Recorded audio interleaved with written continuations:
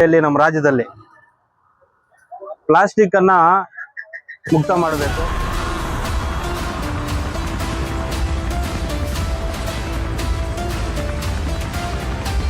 ನಮ್ಮ ಒಂದು ತಾಲೂಕಿನಲ್ಲಿ, ನಮ್ಮ ಜಿಲ್ಲೆಯಲ್ಲಿ, ನಮ್ಮ ರಾಜ್ಯದಲ್ಲಿ ಪ್ಲಾಸ್ಟಿಕ್ ಅನ್ನ ಮುಕ್ತ ಮಾಡಬೇಕು.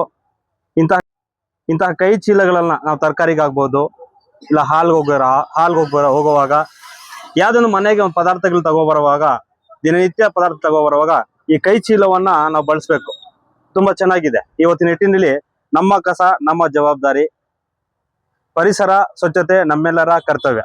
ಗ್ರಾಮ ಭಾರತಿ ಟ್ರಸ್ಟ್ ವತಿಯಿಂದ ಮುಳಬಾಗಿಲು ತಾಲೂಕಿನಲ್ಲಿ ಹಲವಾರು ತಿಂಗಳಿಂದ, ವರ್ಷಗಳಿಂದ ಮಾಡ್ಕೊಂಡು ಬರ್ತಾ ಇದ್ದಾರೆ ಗ್ರಾಮ ಭಾರತಿ ಅವರು, ನಮ್ಮ ಕೃಷ್ಣಮೂರ್ತಿ ಅವರು.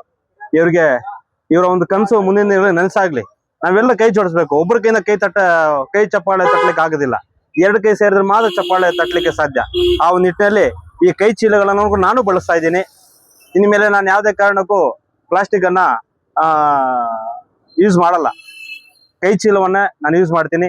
ಈ ಒಂದು ಸಂದರ್ಭದಲ್ಲಿ ನಮ್ಮ ವಿರೂಪಾಕ್ಷಿ ಜಗದೀಶ್, ನಮ್ಮ ವಿರೂಪಾಕ್ಷಿ ಮತ್ತು ಪವನ್, ಇವರೆಲ್ಲರೂ ಕೂಡ ಅಣ್ಣ ಪಳ್ಪಾಳ್ಮು ನಾರಾಯಣಪ್ಪ ಮತ್ತು ಅಯ್ಯಪ್ಪ ಅರಳ್ಳಿ ನಾರಾಯಣ ಸ್ವಾಮಪ್ಪ ನೋಡಿ, ಇವರೆಲ್ಲ ಸೇರಿ ಇವತ್ತು ನಾವು ಈ ನಂದಿನಿ ಪಾರ್ಲರ್ ಹತ್ರ ಈ ಚೀಲವನ್ನ 100 ಜನಕ್ಕೆ ವಿತರಣೆ ಮಾಡಿದ್ವಿ.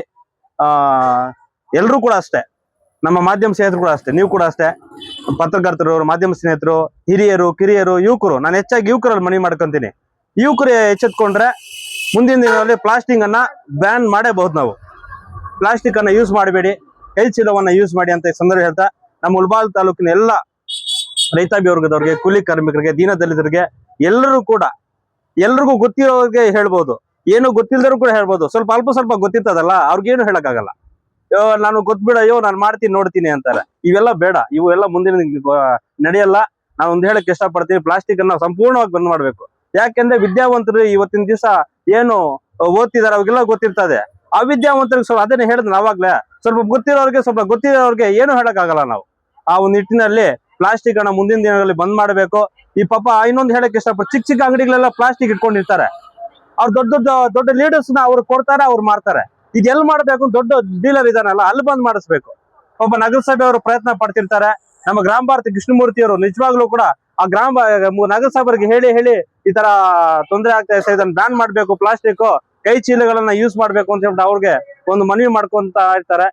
ಹಲವಾರು ಕಡೆ ಕಾರ್ಯಕ್ರಮಗಳನ್ನ ರೂಪಿಸ್ತಾ ಇದ್ದಾರೆ. ಮುಂದಿನ ದಿನಗಳಲ್ಲಿ ಯುವಕರು, ವಿದ್ಯಾವಂತರು ಎಲ್ಲರೂ ಕೂಡ ನಾವೆಲ್ಲರಿಗೂ ಸಹಕಾರ ಕೊಟ್ಟು ಮುಂದಿನ ದಿನಗಳಲ್ಲಿ ಪ್ಲಾಸ್ಟಿಕ್ ಅನ್ನ ಸಂಪೂರ್ಣ ಬಂದ್ ಮಾಡಿ ಕೈ ಚೀಲಗಳನ್ನ ಯೂಸ್ ಮಾಡೋಣ ಅಂತ ಈ ಸಂದರ್ಭ ಹೇಳ್ತಾ ಇವತ್ತು 2 ಮಾತನ್ನ ಮಾತಾಡ್ಲಿಕ್ಕೆ ಅವಕಾಶ ಮಾಡ್ಕೊಂಡು, ವಿಶೇಷವಾಗಿ ಗ್ರಾಮ ಭಾರತ ಟ್ರಸ್ಟ್ ನ ನಮ್ಮ ಅಧ್ಯಕ್ಷರು ಕೃಷ್ಣಮೂರ್ತಿ ಅವರು ಇಂತಹ ಕೆಲಸ ಮಾಡ್ತಿರೋದಕ್ಕೆ ನಾವೆಲ್ಲರೂ ಕೂಡ ಕೈ ಅವ್ರು ಜೋಡಿಸೋಣ.